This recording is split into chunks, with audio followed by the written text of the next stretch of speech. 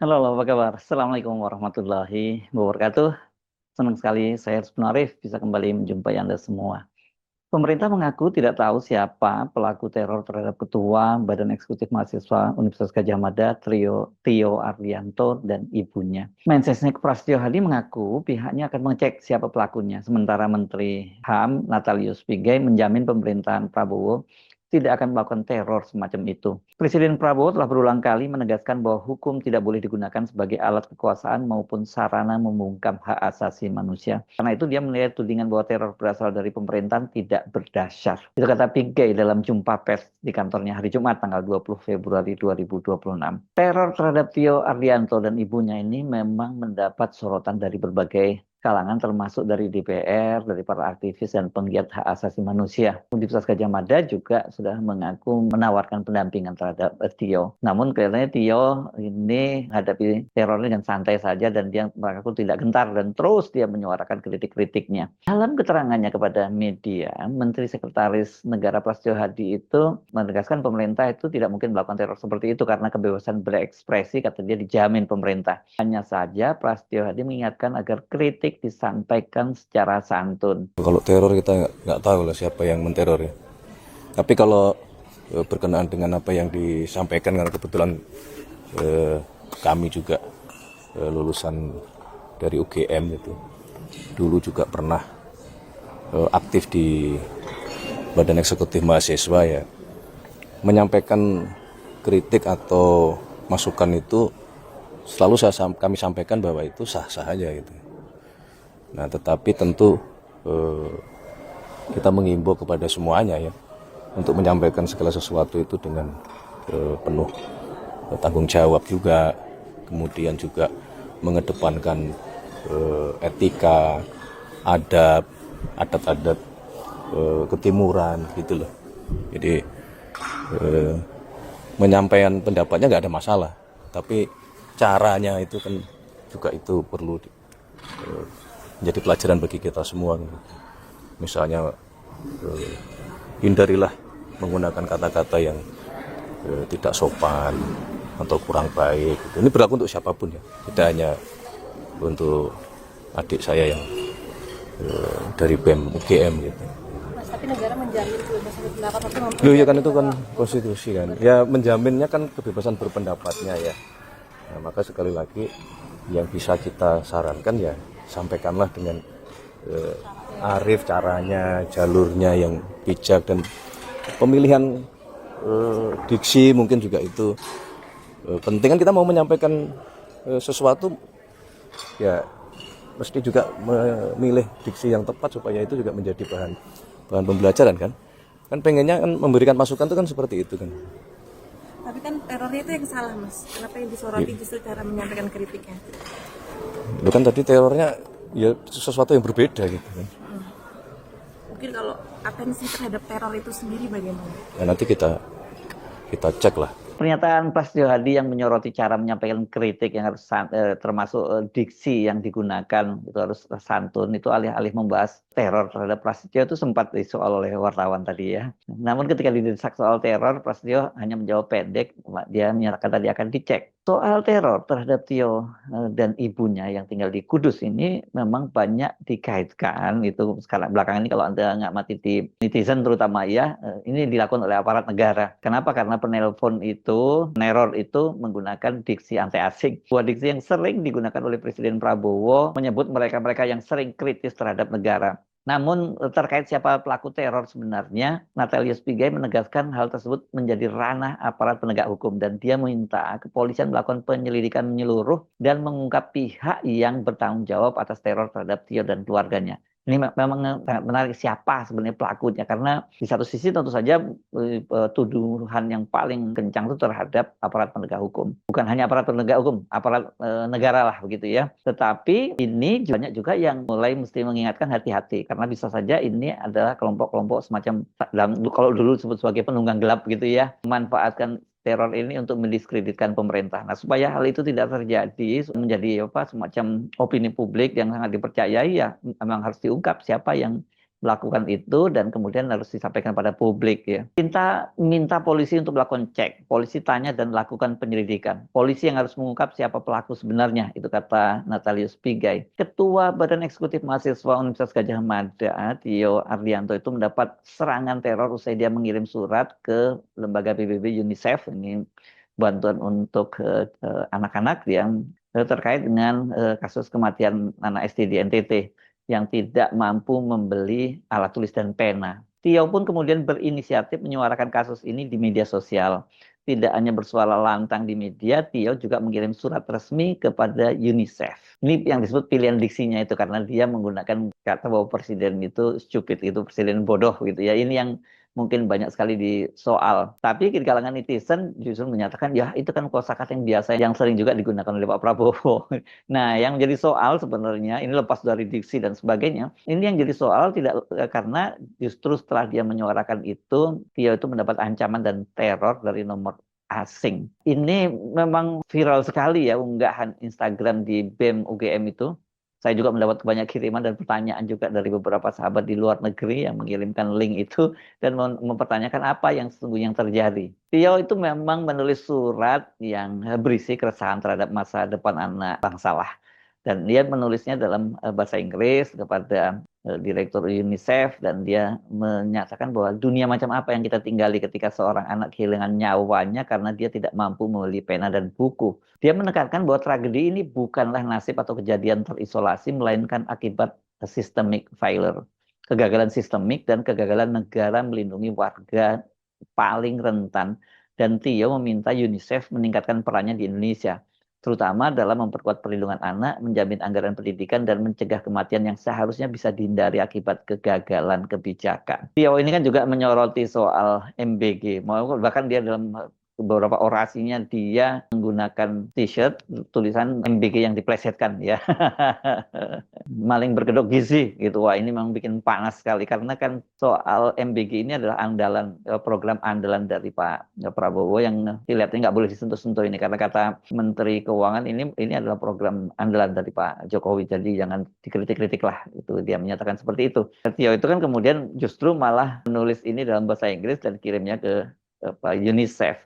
Setelah itu, Tio mendapatkan WhatsApp dengan ada ancaman penculikan yang dikirim dari nomor misterius dengan kode dari negara Inggris. Pesan itu berisi kata-kata mengancam seperti agen asing, makanya kemudian banyak mengkaitkan dengan pemerintah, kemudian culik mau nggak? Nah, ini lagi-lagi soal ini kan berlalu, pasti kalau kosakata culik itu juga dikaitkan dengan Prabowo. Ini berkaitan dengan masa lalu ya, di tahun 98 ya. Kemudian jangan cari panggung, jangan jadi tong kosong. Cari dosa muntar, banci, kata dia begitu ya. Jangan cari panggung lu ya, jual narasi sampah. Macam-macam lah kalimat seperti itu dan itu serangannya secara sistematis ya. Karena ini berulang mulai menghujani ponsel Tio sejak Senin tanggal 9 Februari 2026 dan nomornya itu berganti-ganti, tidak hanya satu nomor. Tidaknya ada 6 nomor asing yang terpantau terus-menerus mencoba menghubungi ketua BEM UGM itu.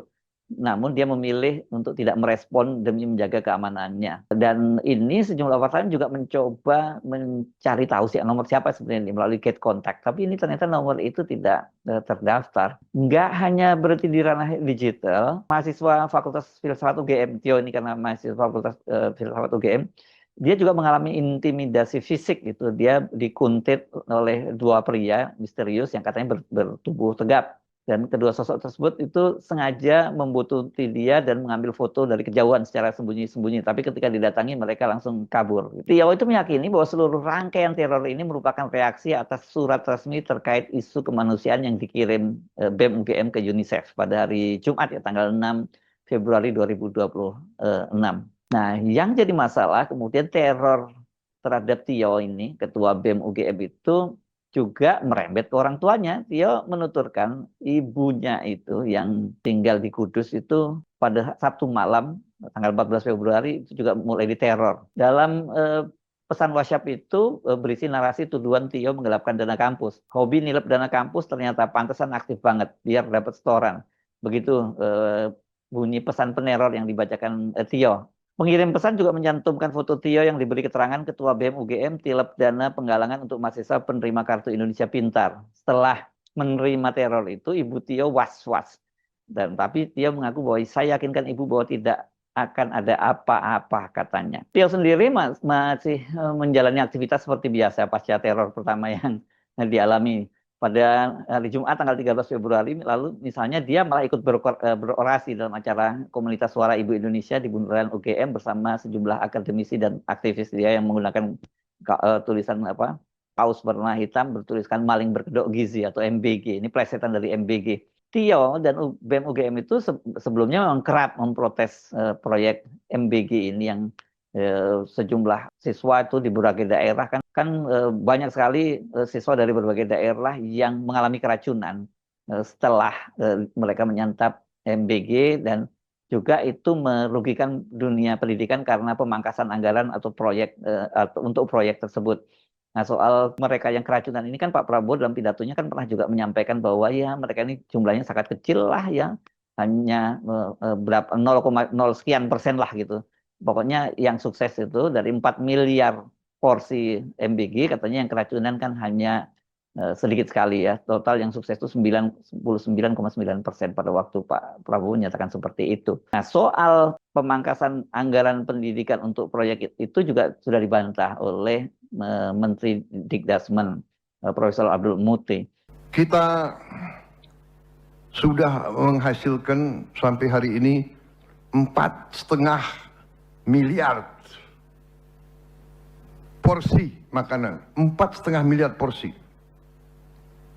dan kita masih ada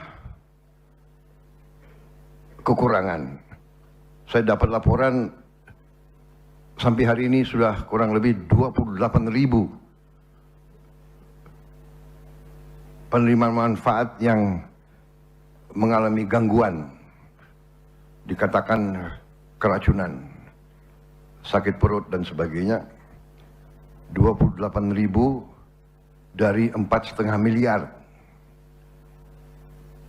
Kalau tidak salah itu adalah 0,0006.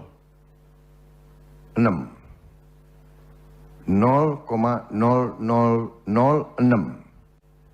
Artinya 99,99, ya kan?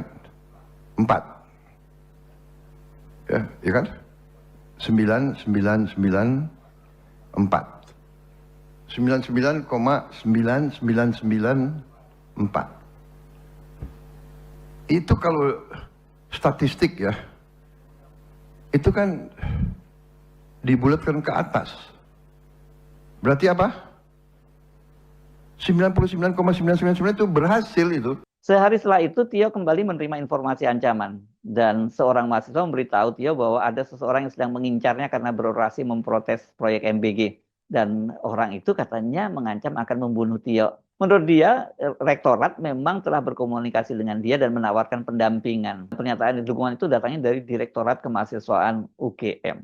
Dosen Hukum Tata Negara Fakultas Hukum Universitas Gadjah Mada Yogyakarta, Herlambang P. Wiratraman, mengecam teror terhadap Tio, dan Herlambang mengapresiasi upaya BEM UGM yang merawat dan menjaga kritik sebagai respon terhadap realitas yang paradok.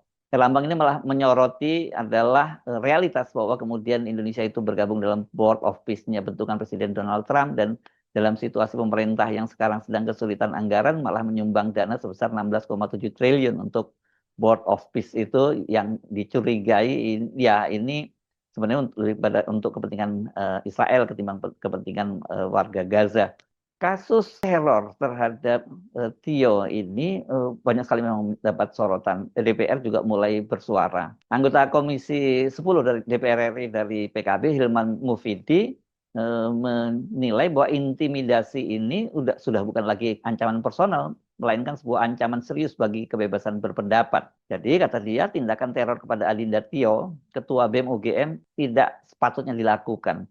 Saya sangat menyayangkan aksi itu sama saja dengan praktik pembungkaman. Nah, isu ini mesti serius disikapi oleh pemerintahan Prabowo, karena belakangan ini memang, bukan belakangan sebenarnya, sejak awal ketika Prabowo terpilih menjadi presiden itu, narasi-narasi bahwa Prabowo itu adalah kelanjutan dari pemerintahan Orde Baru atau Orde Baru jilid baru. Nah, itu kan juga banyak disuarakan oleh para aktivis.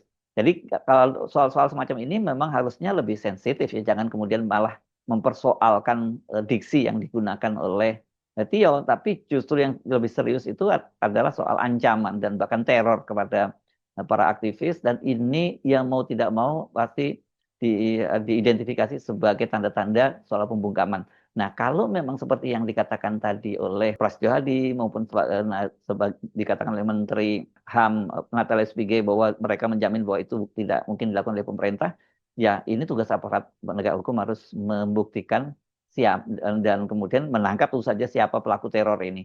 Saya percaya sekali polisi kita canggih ya kalau soal teror meneror menggunakan telepon semacam ini biasanya gampang sekali kok dalam beberapa kasus polisi mengungkapnya. Jadi kita juga berharap dengan kasus Tio ini juga pemerintah dalam hal ini polisi cepat bergerak gercep untuk mengungkap siapa sebenarnya yang ada di belakang ini. Apakah betul ada elemen-elemen dari aparat pemerintah yang melakukan aksi seperti itu, atau justru mungkin saja ada penumpang gelap, katakanlah seperti itu, yang ingin makin memperkeruh situasi, dan ini tentu saja sangat berbahaya bagi pemerintahan Prabowo, karena ini seperti kalau ini anasir-anasir di dalam pemerintahan Prabowo, ya ini seperti musuh dalam selimut yang ingin menjatuhkan Prabowo Subianto. Saya Arsubun Arif, sampai jumpa lagi. Wassalamualaikum warahmatullahi wabarakatuh.